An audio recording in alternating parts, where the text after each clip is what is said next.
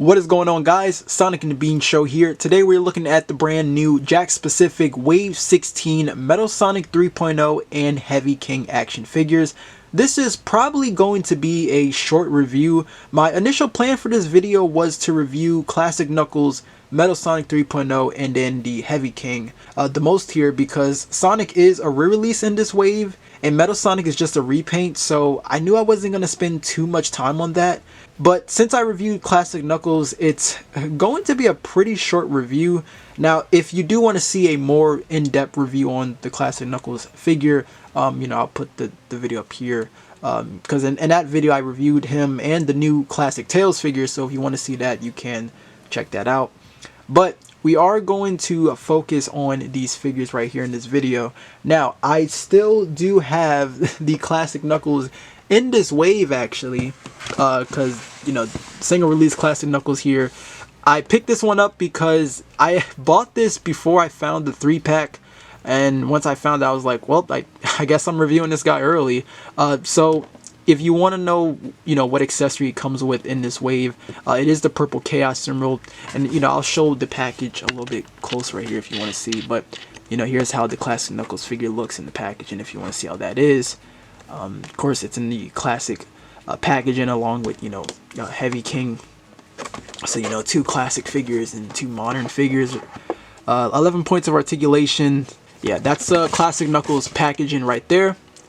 Here we have Metal Sonic 3.0, 13 points of articulation, and yeah, pretty much that. And then here we have Heavy King, right here, and Heavy King also has 13 points of articulation. And then the rest of the bottom. And yeah, that is pretty much their packaging right there. So without further ado, let's go ahead and crack these out of the box and take a closer look.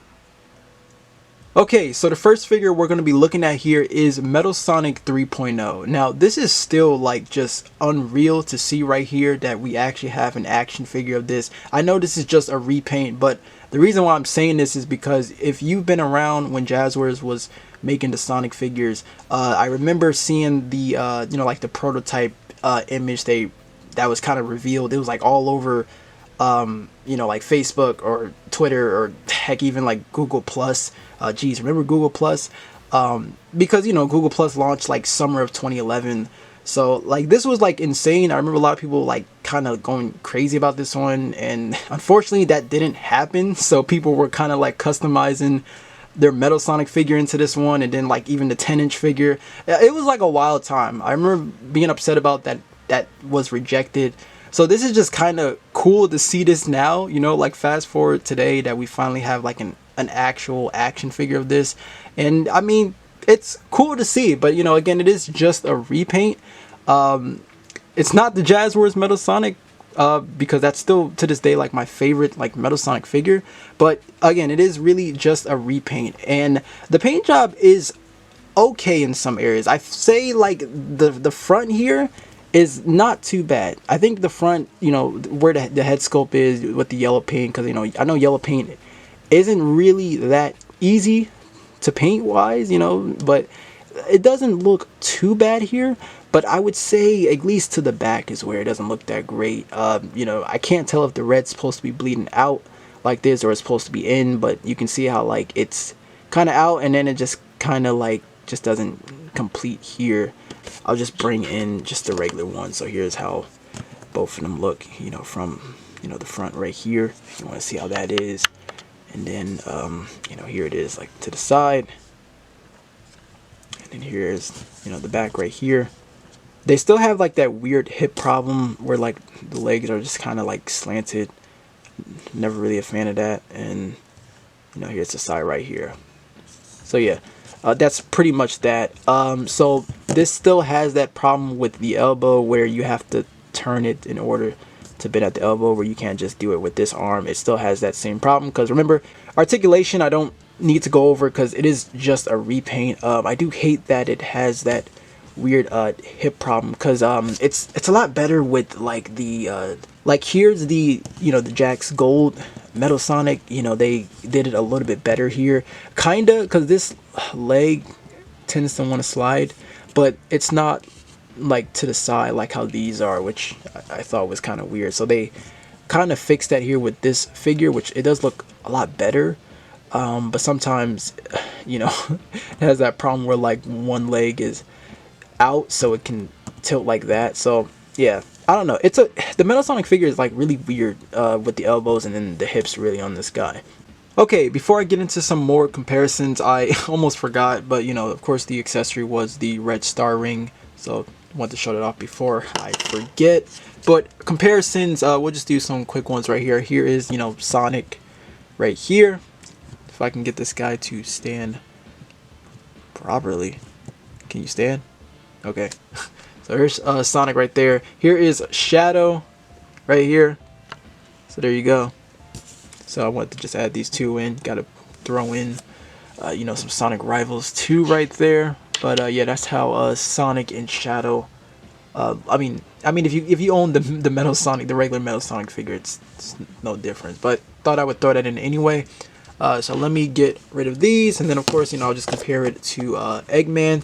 I feel like if they made this Metal Sonic figure, they gotta make the Eggman too. You know, because I mean, technically, you know, he made this robot, so they would have to add that that Eggman from that game as well. You know, I feel like it would make the most sense.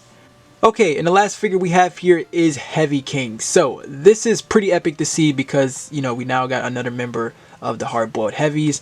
At this point, I would assume they're probably going to try to make all of them now. I don't know if they're going to like come out back to back, but it is really cool to see, you know, more hard-boiled heavy figures, and Heavy King being next right here. I think Heavy King was awesome. You know, seeing how he was in the game, of course, but I do have my gripes. I do have my gripes here with this figure that we are going to get into. So here's a closer look at the head sculpt right here. I think the head sculpt is fine. It's just that it probably looks weird because, again, they don't add the pupils here for these robot figures. I don't know what's up with that. So you're not really going to get that here with this Heavy King figure. If you were concerned about this part right here, you can somewhat move it. It is, you know, somewhat soft. You can see how I'm like kind of, you know, bending it. So, you know, you have that right there. The cape is actually kind of nice. So you can see that it is a separate piece. It, you know, how it splits right here. Obviously, you know, because of, you know, the articulation with the head. And then here's the entire cape right here. It is a hard plastic. You can't really do anything with it at all, really. So yeah, you can't really do much right there. I think the gold right here, and then, you know, with the feet, I think these are the only sort of like plastic that has like that glossy finish to it. I'm not really seeing it anywhere else. It seems like the silver parts are bare plastic. They're definitely not like metallic painted as it looked when the images were first revealed. But it does seem like the gold here and then the feet right there seem like they got a glossy finish to it. I do think it's a bit too yellow though. I feel like if it was maybe this color, like I think it should definitely be a lot darker, because it seems like they got it a little bit better, like to the side here and then the side. I think if it was this color, it would have looked a lot better. But this isn't even like really painted that well either. But the red paint doesn't seem too bad. I think the red paint is okay. The gold lines here aren't that great though, but the red seems okay. I would assume that budget definitely got in the way for this guy, because, you know, here's the figure right here, right? You know, here's take a good look at this figure right here, right? And then take a look at the back of the packaging right here. So again, like I was saying, like this would have been a lot better if this was like a darker gold, but he doesn't have these things, you know, right here, whatever you would call those. That's, you know, that's on, you know, Egg Robo and Heavy Gunner. And these spikes right here aren't painted, as you can see. They're not painted, along with like the, you know, the knees are right here, so they're not painted.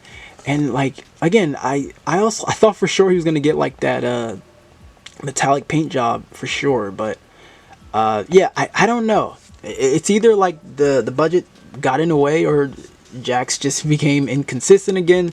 So it's kind of weird. And a huge issue is when I do the comparisons later on.